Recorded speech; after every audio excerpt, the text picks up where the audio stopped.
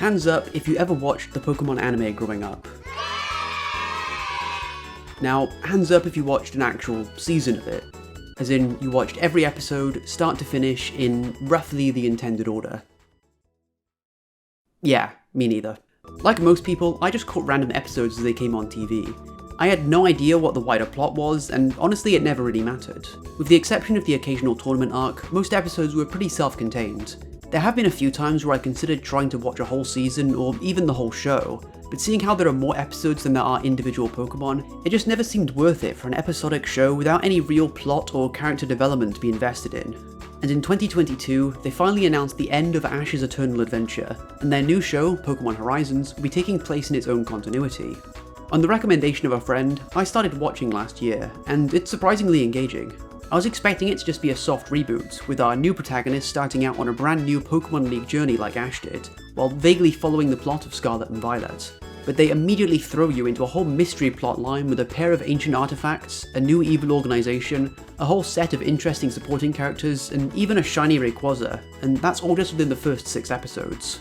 If that sounds at all interesting to you, I can definitely recommend giving it a watch, and I'll try and avoid spoiling anything about the show beyond what's necessary for the topic of this video. And that topic is Lucius and his team. In the first season of Horizons, one of the main plot lines is trying to track down the 6 heroes, a group of Pokemon from 100 years ago that travelled with a mysterious adventurer called Lucius. And while making my shiny bingo sheet this year, I thought it would be an interesting hunt to track down his whole team. Only his Rayquaza is shiny, but I wanted to give myself the extra challenge, which is why I'm also going to be hunting for some of these Pokemon with specific conditions. So let's get started with the first Pokemon our protagonists managed to track down, Arboliva. Now, for a supposed team of literally legendary Pokemon, this might seem like a bit of a step down from a shiny Rayquaza, but this Arboliva, along with the rest of the 6 heroes, is absolutely gigantic. This thing is an absolute unit that towers over the forest it stands in, and the way it sounds is honestly kind of intimidating.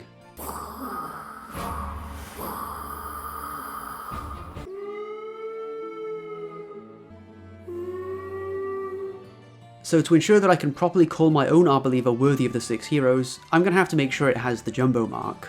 Despite using Humongo or Teensy Power sandwiches whenever I hunt in outbreaks, I've never successfully hunted for a size mark shiny before.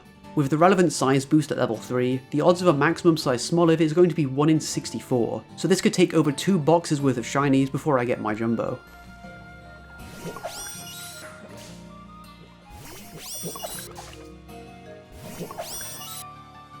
It's like bigger.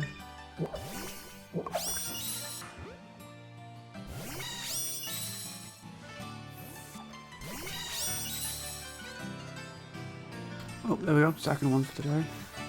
And it's marked, cool.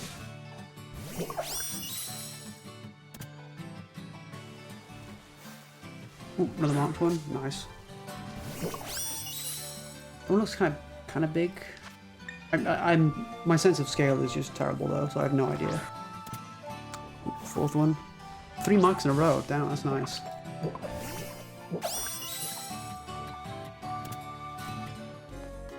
Alright, this was I think it's my most productive sandwich so far. I got 4 Smolivs and 3 of them were marked. I haven't checked what the marks are yet, so I'm just gonna quickly size check these and then see what I got. So this was this one, which isn't marked. Good size bigger. And it's not even giving me the big guns. Come on. Alright, well, let's see what marks I got. Sleepy, okay. Sociable. And sociable. Okay, pretty basic. Alright. On to the next batch.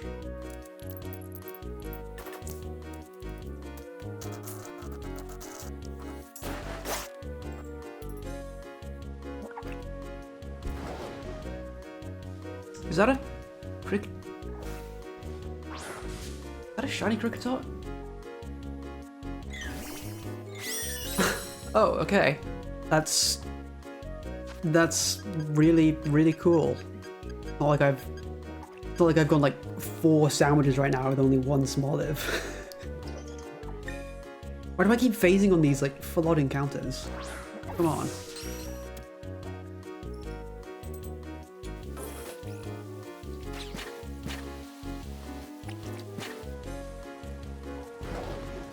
Are you kidding me?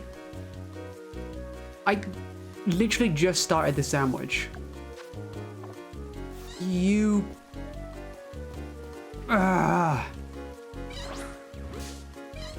Why do I keep phasing on these?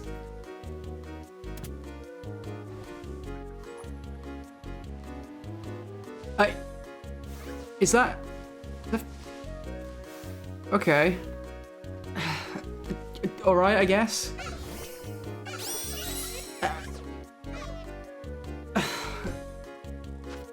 Yeah, sure, just catch it.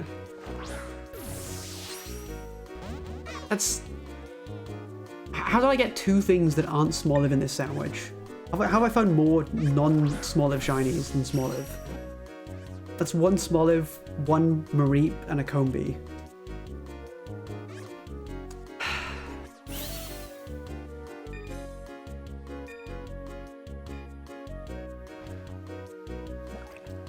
Oh, hello.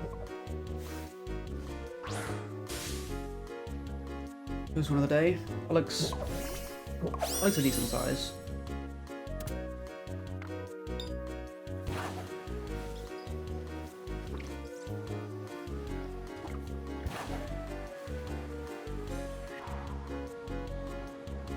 Oh, come on. Come on. Are you serious? What is that, like the fourth one? You gotta be joking. Why? Mareep jump scare. Yo, and I remember Flat Stanley. Yep, I did a book report on that. Yep, same. Flat Stanley was my goat. I think I've read like maybe one of them. I wasn't really a Flat Stanley kid. Oh. We had Horrid Henry. Horrid Henry. Wow. Yeah. What did he do? Oh, he was just horrible. That was just like his whole shtick. It was a very popular sort of kids book series here in the UK, and I guess like parents didn't like mind having like an absolutely atrocious like role model as long as your kid was reading. Oh, the Horrid Henry is that one kids show that the internet was like, wow, this show is actually like really mean. Yeah, it was like adapted into like a cartoon for a bit. Yeah, there's like an episode where like Henry isn't actually doing anything, and like their parents still just like blame everything on him, and he's like, I'm not doing anything, and they're like, you're horrid, Henry, and it's like, what the... Who are these parents? Yeah, it is inherently kind of the dynamic is that he's got a brother who's like a perfect Peter, so there's just like immediate like favoritism in the family. British children need to be taught not to throw spaghetti on their mom. Yeah, that guy does look pretty horrid. Oh, it's illustrated by Tony Ross. Everyone is inspired by Tony Ross. I'm like, wow. Yeah, Tony Ross is just like a really terrible child that the author knew. Yeah. How many children's books are just revenge fantasies from authors? Insane sentence. There's one kid hit me at school, so I drew him as the evil child in my children's book series. Oh, there we go. Smoliv. Let's go. You've already lost. I've already drawn you as the Wojak and me as the Chad. I've already drawn you as Horrid Henry and me as Perfect Peter. Alright, serious big one and good side bigger. Nope. Still no jumbo. Rip. And my replay buffer wasn't on. Okay, cool. That's very fun. At least it's only like 2 minutes into this sandwich. But anyway, as I was saying before I realized my replay buffer wasn't on, first Smoliv of the day. Got our first marked one in a while. Let's just check this immediately. Beaming. Okay. Nice. Gentle, beaming. It doesn't exactly fit the Arboliva like when they first meet it, but it is fairly gentle, so really hope this is the sized one now. Serious big one. Yeah. Good sight bigger. Good sight bigger. A serious big one and world. Nope. Hunting Smoliv ended up being a lot more draining than I thought it would be. Even with jumbo sandwiches, Smoliv is still pretty small, so I still had to stop and focus on every Smoliv around to check for shinies. And even with an outbreak active, they were spread out pretty far across the Olivefield hills. As a result, I was only averaging around 1 shiny per sandwich. But after 36 sandwiches and 40 shiny Smolivs, the jumbo was mine. Okay, so turns out my audio just wasn't working when I got the jumbo, and I'm so annoyed about that because that hunt took me so long and I was so excited to finally get it. But yeah, as you can see, finally got Jumbo Arboliva. This might just be the world's biggest Arboliva. Honestly, it doesn't quite feel like the world's largest Arboliva. I feel like they could definitely go a bit bigger than this. But I mean, if the Hiker NPC says it, it's good enough for me. Get over here. Stay still. Come on. There we go.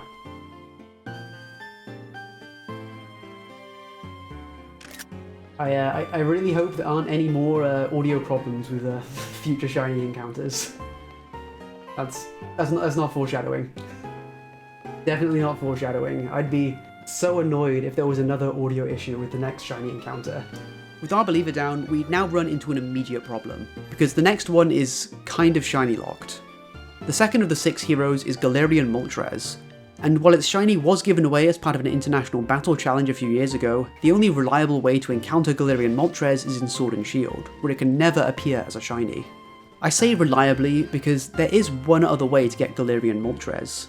In Pokemon Go, you can use a special incense once per day that spawns Pokemon while you walk, with a very rare chance of encountering the Galarian versions of Articuno, Zapdos, and Moltres, and as of late last year, an even rarer chance of finding one that's shiny. While the shiny rate is supposedly 1 in 20, the spawn rate for these Pokemon is awfully low, and I've gone weeks or even months without seeing one with regular incense use. As such, I simply cannot commit to finding and catching even a normal Galarian Moltres, let alone a shiny one. But instead, I'm going to make an effort to use my incense as much as possible during the course of making this video, just to see how many birds I can find, and on the off chance that I do get extremely lucky with a shiny Galarian Moltres. Okay. I genuinely didn't think I'd find one of these. What? Oh my god, it's a shiny Galarian Articuno. Oh man, this audio is probably terrible because I'm like right next to a main road. Hang on, I'm gonna have to walk back a bit further. Wow, okay. Now, this thing isn't going to run away from me, but it's also not going to stay in easily. So this might take a while. This is the first Galarian bird that I've seen since I started doing this whole, Lucian challenge. I can't believe the first one was a shiny Articuno.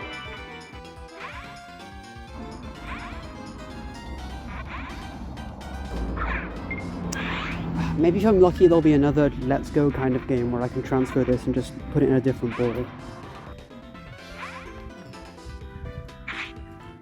I'd love to get this in just like a regular Pokeball though. It's not going to make this easy for me.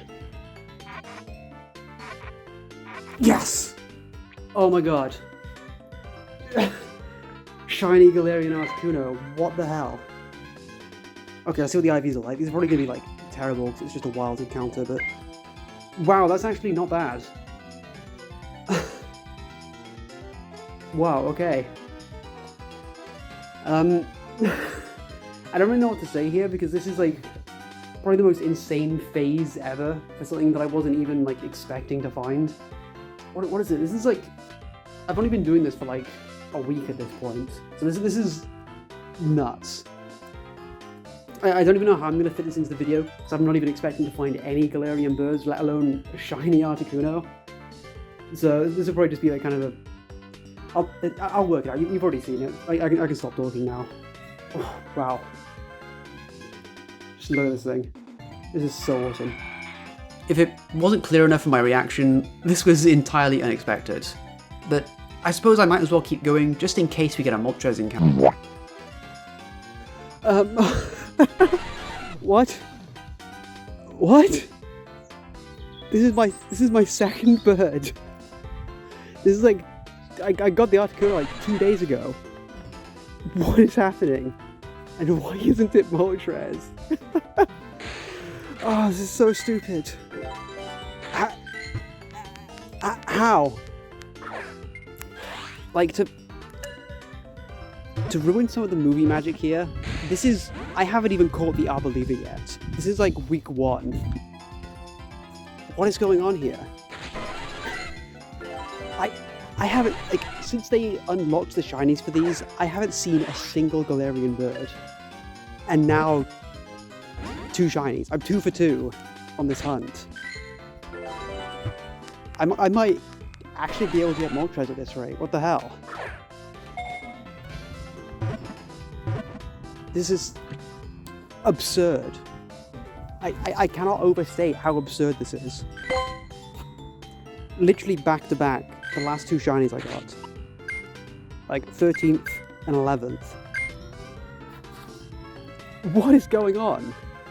I genuinely didn't expect to find even 1 shiny bird, let alone 2 back to back. I'm gonna keep trying my best to use my incense on a regular basis, and we'll check back in with this hunt later. Moving past that, while the next hero they encounter in the show is Lapras, I was starting to get pretty burnt out on Outbreak encounters, so I decided to take a break and tackle Kleavor as my next target. While the max size Arboliva was a little underwhelming in Scarlet and Violet, I can get something a lot closer to Kleavor's cannon size by catching one as an alpha in Legends Arceus. Wild Pokemon have a very small chance of spawning as an alpha, around 1% with some variance of species and location, but thankfully in the Obsidian Fieldlands there's always an alpha cipher in the bottom corner of the map. And to give myself a better chance of it being shiny, I decided to first maximise my research level with Scyther. And after grinding some tasks and catching a shiny Psyduck, I got to work on alpha resets. In order to reset the Scyther if it wasn't shiny, I had to go back and forth from the village, which meant I would also have a chance of seeing mass outbreaks. And after a couple hundred encounters, I ended up finding a Scyther outbreak with a second phase during a massive mass outbreak, so I decided to check it out while I was there. How long to figure that out? But also the audio quality was so bad. Wow, I just found a shiny alpha Kleavor. Oh! Alright, let's go! What? Yes. Are you serious? Yes, I just found a shiny alpha Kleavor. Whoa! Yippee! I am really excited. This is my genuine reaction. I am not dubbing this over in post. I did not have audio problems that made me need to re-record this. Hope. I have just caught an alpha shiny Kleavor. I guess that it has a serious nature. Kyle. Lovely. Brave. Wow, it has a serious nature. Oh. When is Pokemon gonna make sock puppets? Look at how big my shiny alpha Kleavor is. Audio problems aside, this was honestly a perfect way to encounter my alpha Kleavor. While I was planning to try the permutation method, this shiny appeared on the first try and saved me the trouble, and my research level wasn't even maxed out for Kleavor. Heading back to Scarlet and Violet, our next hero is going to be Lapras. Much like Arboliva and Kleavor, this one is a veritable titan in physical presence. In terms of their individual characters, this is probably one of my favourite of the 6 heroes, because it's a complete subversion to the typical depiction of Lapras as a gentle, docile and helpful creature. This one is battle-scarred, and uses its intelligence to command an entire pirate fleet of wild Pokemon, trapping cargo ships in a thick fog while they steal all of the food from on board. And when faced directly, it's not afraid to attack head-on. While the Jumbo mark would also be a good fit for this Lapras, I also have my eye on a handful of personality marks that would be a perfect match for it. Namely the intense, angry, crafty, rare, ferocious, scowling, and peeved marks. And I'll be happy with whichever one appears first. Okay, let's see if I can stack 6 noodles into a sandwich. And provided this recipe is correct, I just need to start resetting and look for the outbreak. I don't know how people figured this out or like why this works, but it seems to be generally understood that using encounter power and standing in the same sort of biome that your potential target can spawn in will have a better chance of creating that outbreak. So I just need to stay in the water and keep resetting. Oh, there we go. Okay. Well, we got a Lapras outbreak. That was super fast. Alright, now the actual hunting begins. Oh, hello. This is our first Lapras.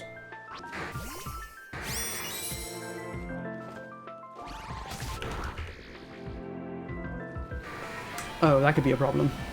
Okay. That's not good. How do I stop Perish Song? I just have to, like, taunt them? I'm just gonna try the Dive Ball.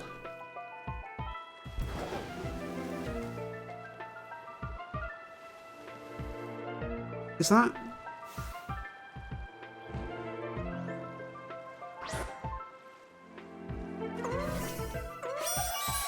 Okay. I'm still on my first sandwich here. How am I phasing? Like I'm not even using a water type sandwich, I'm using an ice sandwich. And I did that kind of specifically because I don't want to phase on stuff. Wow. Well, alright then. I guess I've got a shiny Luminion now. Oh, hello. Ooh, and Mark. Okay. Okay. So first of all, I gotta taunt you so you don't go off and Perish Song yourself. So with any luck, this could just be the one. It is... Baggish. Okay.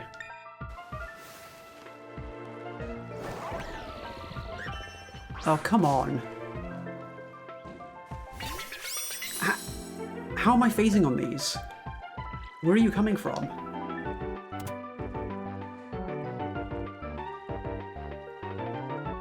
You've got to be joking. I thought I was done phasing when I stopped doing Smoliv. Alright. Get in the box. That's 2 phases so far and 2 Lapras caught. This is gonna be rough if it keeps up like this.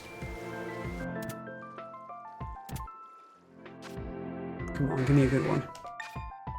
Sleepy. Oh well. Wait, there's a second one there. Okay. Well, this is immediately concerning. Okay, we're good. I hope at least this lag is making the sandwich timer go slower.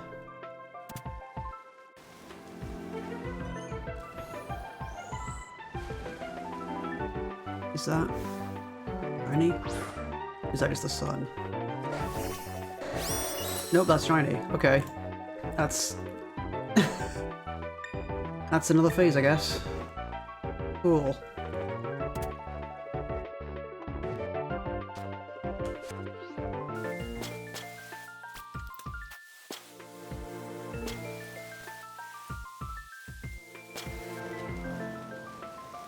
Is that... No. Don't tell me. Please don't. You... Why? Just why? Get out of here, Euniclus. Come on. I'm suffering enough. Get out of my face. Unbelievable. I'm starting to think these sandwiches are just a placebo and like the shiny odds don't matter. That's the second shiny Dominion, 4th non-Lapras shiny so far. And I've only been doing this for like, this is like day 2.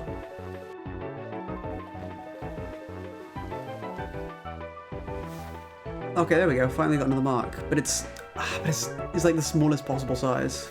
Okay.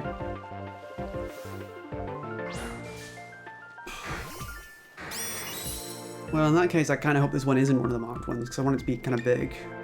I still haven't seen a sociable yet, so it's probably just this one, honestly. Like, I'm due to get a sociable.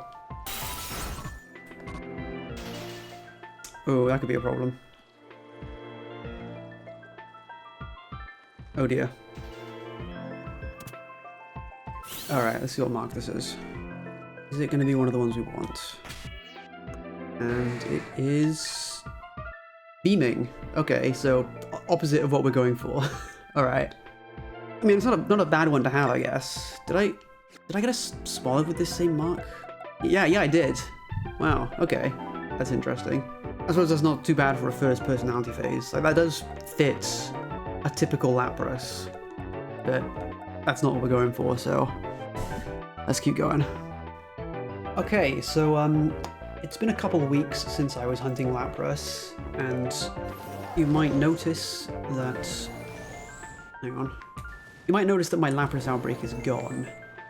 That's because I had to open the game while I was at EUIC, and I was stupid. I forgot that I had to change my date to preserve the outbreak. So that's just gone now. It wasn't a big deal because I was like, I can just find another one pretty easily. But before I could do that, something pretty amazing happened. We had the Pokemon Presents, and that had a lot of really cool stuff in it. But something that I was probably, well, not the most excited for, but very excited for, was they revealed they were doing event outbreaks for Lapras.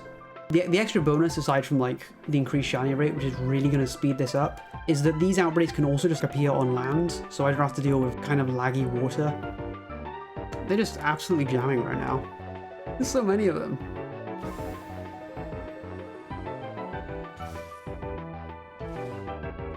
That one looks pretty big.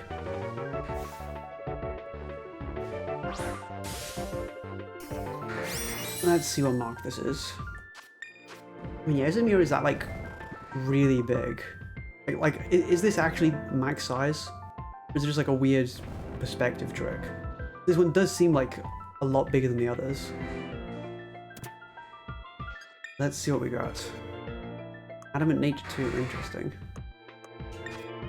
Cloud Watcher, okay, not great. I mean, I still feel pretty confident this could actually be like the Jumbo. And Cloud 1 was not biggest size, that's annoying. Alright, what are we working with here? Am I finally gonna get a personality mark? The answer is... Oh, that's a good one, but that's not one of the ones I'm looking for. Honestly, if this one ends up being max size, that would be like pretty damn good. Alright, let's check this Rowdy one. I'm so glad we got these boosted outbreaks. I'm blazing ahead with these now. And come on, give me the Jumbo Rowdy. That'll be such a good one to have. Jumbo Rowdy. Oh, never mind. I guess I gotta keep this one. I'm really starting to run out of herbs here. I might have to genuinely find a way to restock. I'm down to like what, like 3 spicy herbs now? I don't have a lot left. I gotta remind myself what the names of the marks I'm going for are. Rare mark, like, rare mark. Peckish, okay. Good. It's just lunchtime. Got him. Oh! There. Oh, hello, shiny Lapras. Oh, another marked one. Those like interesting. Any other mark guesses for this next one? I think it's either gonna be time-based or it's gonna be sociable. Yes, I'm just going for the most common ones so that I have a chance of Who's going winning. to suffer? Sociable. No. Blah. Congrats. Curse you.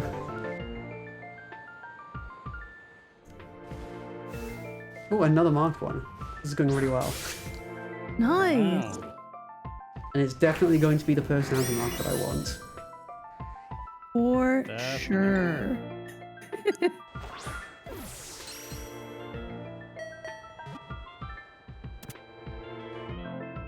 Come on, personality mark. Yes, it's a stud! That's what I wanted! Oh, Let's I got go! Oh, that is actually great. Huge. Angry. I think that's probably like one of the main ones I wanted as well, out of the ones I picked out. Oh, that is so good. That's awesome. Congrats. Stern, evil, intimidating Lapras. Okay, now I gotta check the size of this as well, because this could be Jumbo.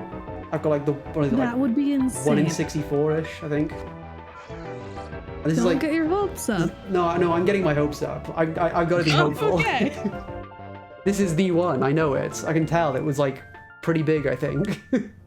And Wolf meet the hopeful.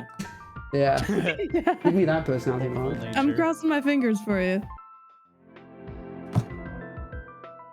Yeah, and I just gotta wait. But if for it isn't Jumbo, don't blame it on me. I will. Oh, I mean, to be fair, you did guess that one would be sociable. Yeah. Yeah, you're the one that had like your tooth ripped out. You have the magic dentist luck. I'm just siphoning it. Hey, can you siphon it to me too? I want this fish. Okay, so packish one first. This is good sight bigger, which is terrible. Terrible. Sociable one is serious big one, which is slightly better. Which means that following that pattern, this last one is going to be maximum size possible. Nope, good sight bigger. Okay. Well, I mean, I got the mark. That's all I wrote. No, that's like, this was an either or thing. I'm not going to punish myself trying to get, you know, a specific personality and jumbo size. That's just, it's too much. Yeah. That's still like pretty big as well. Large creature. Who would torture themselves with mark-related things? For our next target, we're looking at the legendary Pokemon Entei. We can encounter Entei in Paldea, but this encounter is not only shiny locked, but size locked and mark locked, meaning we can't really do anything with it. While it is possible to get a Jumbo Mark Entei by transferring from Go or another older generation, legendaries also don't really change size in Scarlet and Violet. Regardless of what the Hiker NPC tells you about their internal size value data, it has no bearing on the size of their model when you send it out. So, since personality marks are also impossible to get on an Entei, I'll just have to settle for a regular shiny, meaning we can hunt it in pretty much any other generation where it can be found. Or at least, that was the original plan. Because while I was working on this video, a major plot twist happened in the show, and as it turns out, Entei actually isn't one of the 6 heroes. And since Gouging Fire also can't be shiny hunted at this current time, I'm now stuck for yet another member of the 6 heroes. This is frankly even worse than Galarian Moltres, as at least that one has a slim chance to be encountered in Go. At the moment, there is no way to legitimately obtain a shiny Gouging Fire, but there is another shiny legendary that I can go for instead. Another character you get to know in Horizons is Master Gibeon, another trainer who travelled with Lucius on one of his adventures. And much like Lucius and his Black Rayquaza, by Gibeon's side is a white Zygarde. Zygarde is also an interesting case when it comes to shiny hunting. Like many legendaries since Generation 5, it was shiny locked when it first debuted in X and Y. But while Xerneas, Yveltal, and every other returning legendary could be shiny hunted in Ultra Sun and Moon via the wormholes, Zygarde is the only one that appears in Alola itself. You can find it in a cave on Pony Island, but once again, it can't be shiny hunted. Zygarde isn't even allowed into Paldea, and I'll be surprised if we're able to hunt for it in Legends EA. The good news is that Zygarde can be hunted in the Crown Tundra. The bad news is that Zygarde has hands. This is by far the hardest Dynamax adventure to complete. The 4 times weakness to ice is perhaps the only thing that makes this battle feasible in a coordinated group, and attempting it solo with NPCs is an absolute nightmare. This Zygarde has 2 spread moves, one of which ignores and removes immunity to ground type moves, meaning even if you haven't lost a single life before this battle, it can still wipe your entire party and end the adventure. And when it drops below half health, it enters complete form and doubles its maximum hit points, meaning it's basically 50% tankier than all other legendaries. While I only ever managed to find one shiny legendary from the max layer before Scarlet and Violet came out, thankfully Blue Vector started hosting a community event called Dynamax Adventure Weekend, or The Weekend, to encourage people to do more hunting in the Dynamax layer. And while the first weekend was a bit of a bust for shiny Zygardes, I went all out for the next one. OBS lost my voiceover again. I am going to scream. I'm so mad about this. Part of me considered trying to recreate or redub this and pretend it never happened, but I don't think I can capture how genuinely excited I was to be done with Dynamax Adventure Zygarde raids. So I just have to leave my shame here and move on with the rest of this video. God, I'm so mad at myself. Now, it's time to hunt for the shiny that started this whole video, Rayquaza. After Zygarde and Lapras, I put this hunt off for a while to work on some other projects, while still trying my best to lure a shiny Galarian Moltres out of hiding. But with the 3rd Ranch Week event happening in June, I decided it was finally time to track down the Black Rayquaza. I spent about an hour setting up my 4 copies of Emerald and Sky Pillar, and the day before Ranch Week, I decided to make a start so I could get into the rhythm of doing runaway encounters.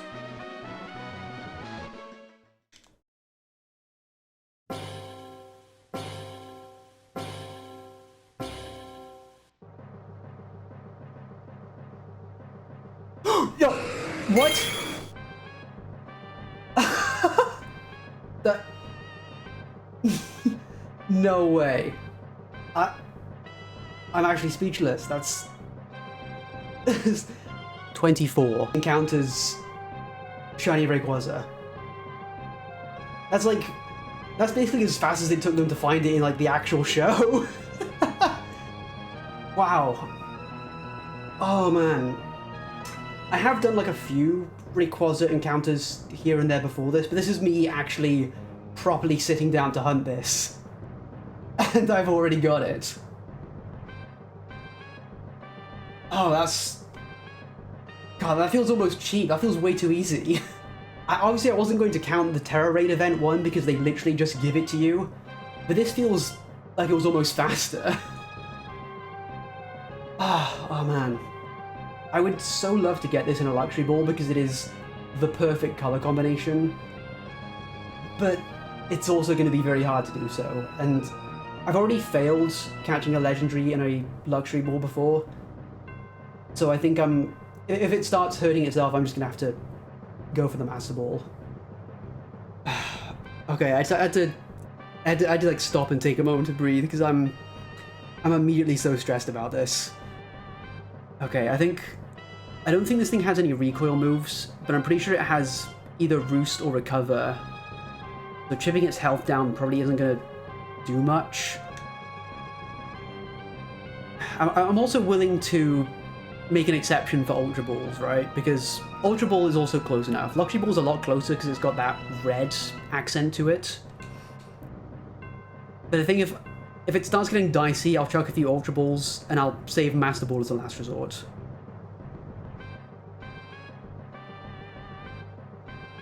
Yeah, Rest, that's the move it has. So it can heal up. It does also put itself to sleep when it does that. So that could be handy. I don't think my chances of getting this in a Luxury Ball are very good at all, but then again, the odds of finding a full odds shiny in 24 encounters is also kind of insane. What do I do when it does this? I can't catch it when it's in the air, right? Oh, wait. I guess I can. Okay.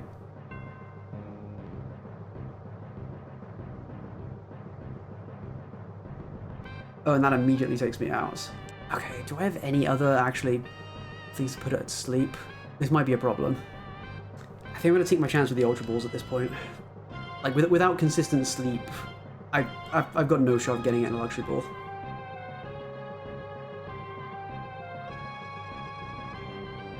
I might just have to resort to the Master Ball, but I really want to get it in a good matching color. I'm also realizing that Outrage will make it confused, so it could... There is a chance it could try and knock itself out, which is not good. I have no idea how much self-damage it's going to do, but it's this thing is very strong, so it might be a lot. This is so nerve-wracking. I forgot that like actually catching this thing would be a challenge.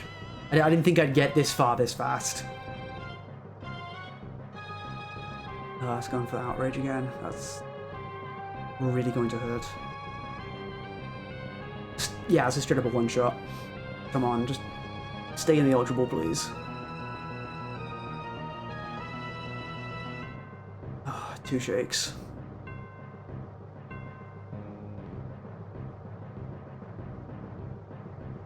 If it goes down to red health, I'll have to use the Master Ball.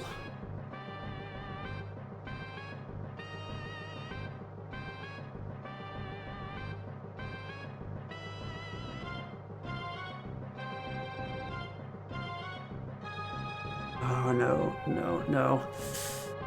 Alright, if I was a major gambling man, then I'd know that this is my best chance of getting it in an Ultra Ball or a Luxury Ball. But I just cannot take this risk. Let's get it in there.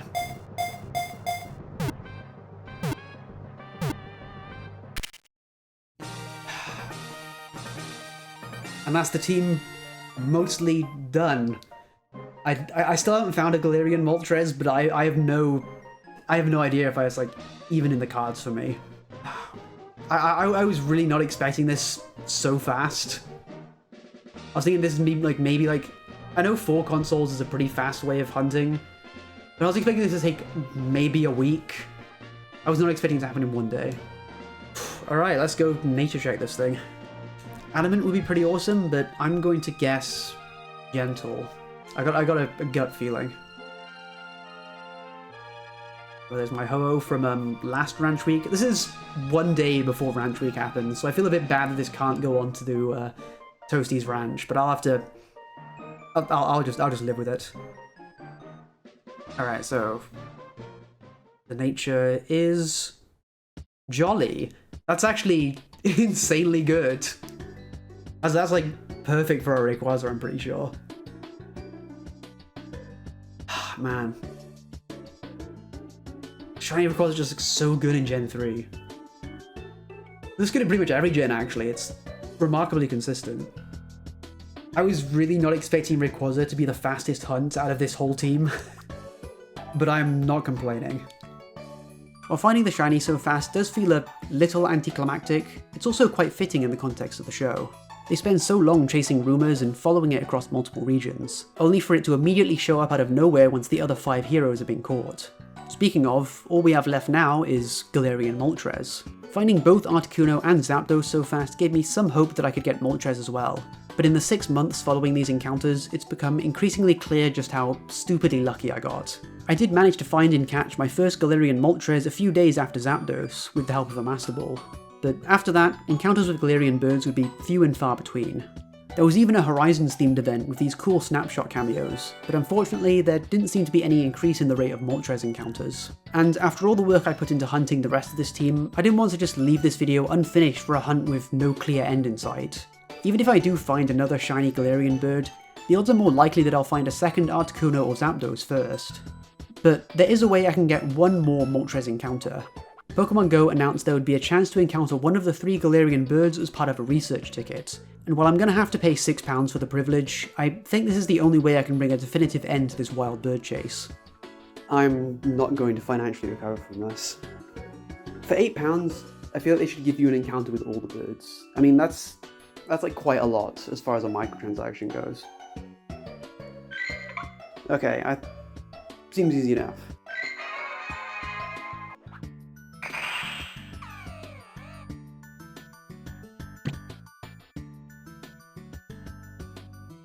Let's see what we got. Just get all these. Regular Zigzagoon. Oh, regular Galarian Zigzagoon. Regular Rookidee.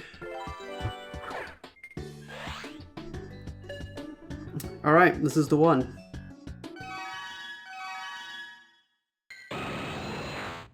Yeah, I didn't get the shiny.